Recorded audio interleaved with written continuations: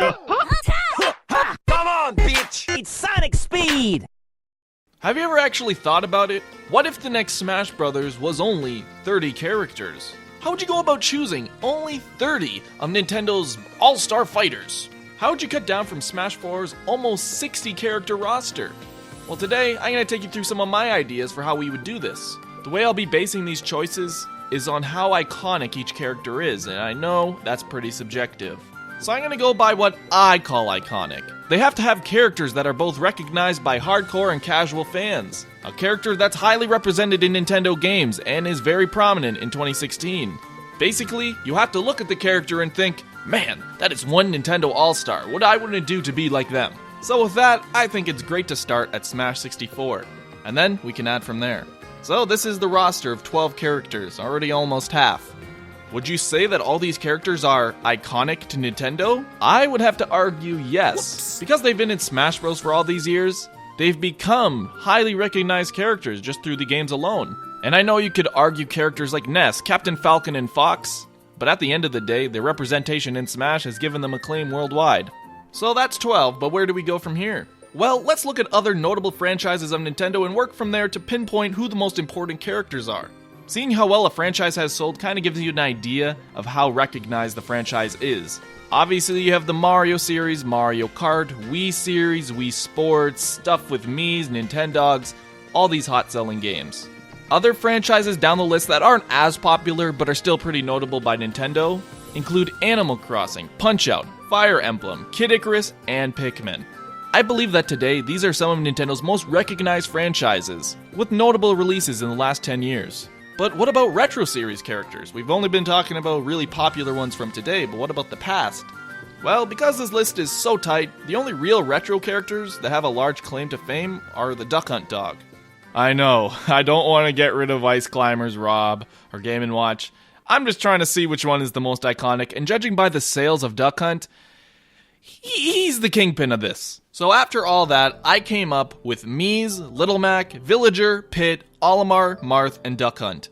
Now you could criticize that I didn't include a Mario Kart, a Wii Fit, or a Nintendog character, but mainly because those games don't have main characters that are recognizable.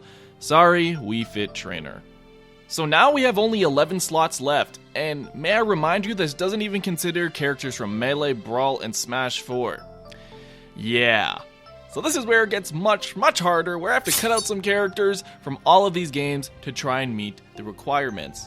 And I'm going to be very conservative, so here's what I got. From Melee we have Peach, Bowser, Zelda, Ganondorf, and Mewtwo. From Brawl and Smash 4, I'd add DDD, Robin, Shulk, and Wario. Yeah, I know, that's not that many, and I'm cutting out plenty here. For example, why King DDD over Meta Knight? I feel like, because he's the villain, he's more iconic. Or, why no Diddy Kong, but I decide to put Robin? Why Shulk over any other swordsman? Or why Mewtwo and not Charizard?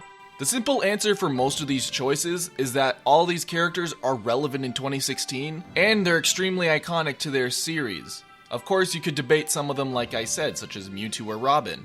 I feel like these two could be replaced with others, such as Corrin or Charizard. At the end of the day, this is what I came up with, and I think this is very conservative and fair, and really captures all the characters of a series that are important to Nintendo. And we still have 2 slots left. This is where I thought I'd consider characters that I recently have cut out, or add characters from new series. If it were my choice, I would add the Inkling and Mr. Game & Watch. Inkling because Splatoon seems like a franchise with a lot of potential and a good future, and Mr. Game & Watch because he's from Nintendo's past and is a very popular Smash character. But these final 2 could go either way. You could add Meta Knight and Diddy Kong, Charizard, Zero Suit Samus, Palutena. It's really hard to choose, and that's the real problem with a 30-character roster. And that's the reason I did this. What's the next Smash gonna have in store for us? Is this the roster that could be of the next Smash Brothers? What else could it be if they go down to 30? Anyways, those are my thoughts on the 30-character roster, but what are yours? If you dare to share your own, go and put it in the comments or make a video response. This was actually a lot of fun for me. This is actually one of those fun videos I do in between my main videos because honestly I love doing shit like this. I just like, theorizing which characters go where, and I've done this enough times where I don't really need to think about it, and this is what I come up with. So if any of my explanations are a little they're a little shallow. I apologize, but I feel like it speaks for itself because, as I said, a lot of these characters are super iconic. Like, well, I don't know if Bowser's really that important because if you go back, it should be like Koopa because he's more iconic than Bowser. It's like, what? Anyways, that's it from me. I'll let you guys go, and I'll see you on the flip side with another Know Your Moves, hopefully next week if I can work that hard. So take it easy.